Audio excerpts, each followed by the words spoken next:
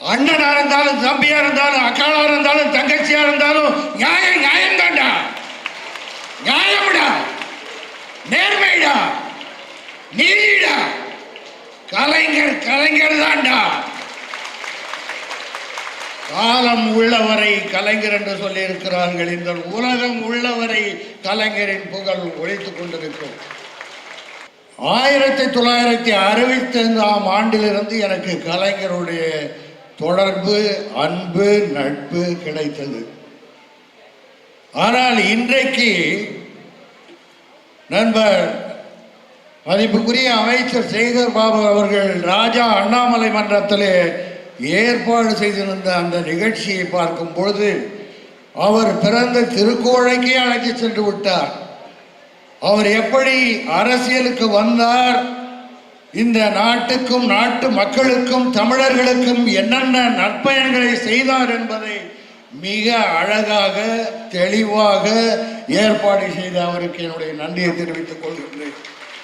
நான் அவர்களிடம் ஒரு வேண்டுகோளை வைத்தேன்.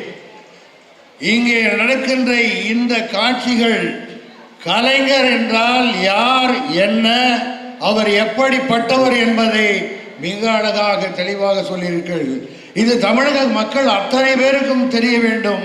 அதை எப்படியாவது தமிழக அரசு மூலமாக கொண்டு செல்ல வேண்டும் என்று சொல்லியிருக்கிறேன். அந்த வேண்டுகோளை நம்முடைய தமிழக முதலமைச்சர் தளபதி அவர்கள் நிச்சயமாக செய்வார்கள் என்ற நம்பிக்கை இருக்கிறது. அப்பாவுக்கு தப்பாம பிறந்திருக்கிறார் பிள்ளைன்னு சொல்லுவாங்களே, அது மாதிரிதான் இன்றைய முதல்வர் தளபதி அவர்கள் தந்தை எந்த அளவுக்கு இந்த தமிழுக்காகவும் தமிழ்நாட்டுக்காகவும் பாடுபட்டு அந்த நன்மைகளை எல்லாம் செய்தார்களோ அதை இருமடங்காக செய்து கொண்டிருக்கிறார் ஸ்டாலின் அவர்கள்.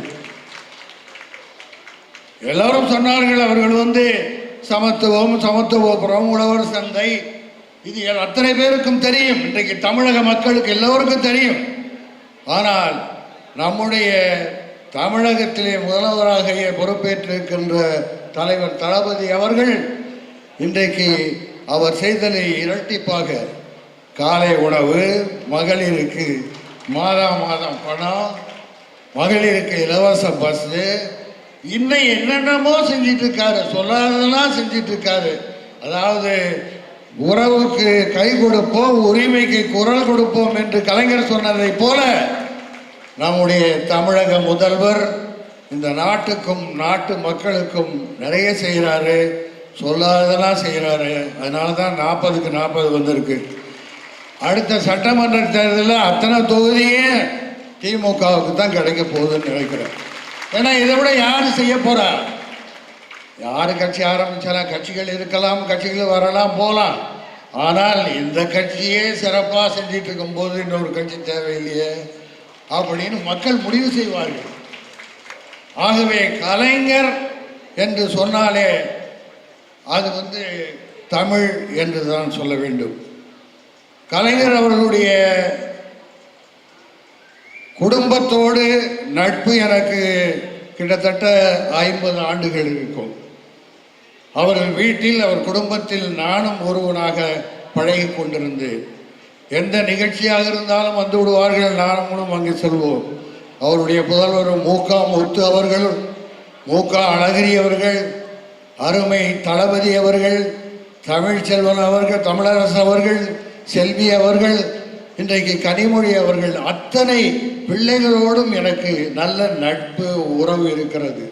அதை போலதான் தலைவர் அவர்கள் சொல்வார்களே மேடையிலே உடன்பிறப்புகளே என்று. இன்றைக்கு தமிழகத்தில் இருக்கிற தமிழர்கள் மட்டுமல்ல, உலகம் பூராவும் இருக்கிற தமிழர்களுக்கு உடன்பிறப்பு தான் கலைஞர். இது ஒரு வாரிசு அரசியல் கூட பேசிக்கிட்டு இருந்தாங்க. வாரிசு அரசியல் இல்லை, உடன்பிறப்பு என்ன, தமிழ் மக்கள் எல்லாம் உடன்பிறப்புகள். அதில் சிறப்பாக யார் செய்கிறார்களோ அவர்கள் தலைமை பொறுப்பு ஏற்றிருக்கிறார்கள். இன்றைக்கு திராவிட முன்னேற்ற கழகத்தை மிக சிறப்பாக கூட்டாக ஒருவர் மனதும் நோகாமல், மக்கள் மனதும் நோகாமல் சிறப்பாக ஆட்சி நடத்தி கொண்டிருக்கின்ற தமிழக முதல்வருக்கு என்னுடைய வாழ்த்துக்களை கூறிக்கொள்கின்றேன். அதே போல அந்த தந்தைக்கு பிறந்த உதயநிதி ஸ்டாலின் அவர்களும் இந்த வருங்கால தமிழகத்துக்கு சிறப்பாக செய்வார் என்ற நம்பிக்கை இருக்கிறது. வாழ்க கலைஞரின் புகழ், இந்த உலகம் உள்ளவரை அவர் புகழ் இருக்கும் என்று கூறிக்கொண்டு இந்த வாய்ப்புக்கு நன்றி கூறி விடைபெறுகிறேன். நன்றி, வணக்கம்.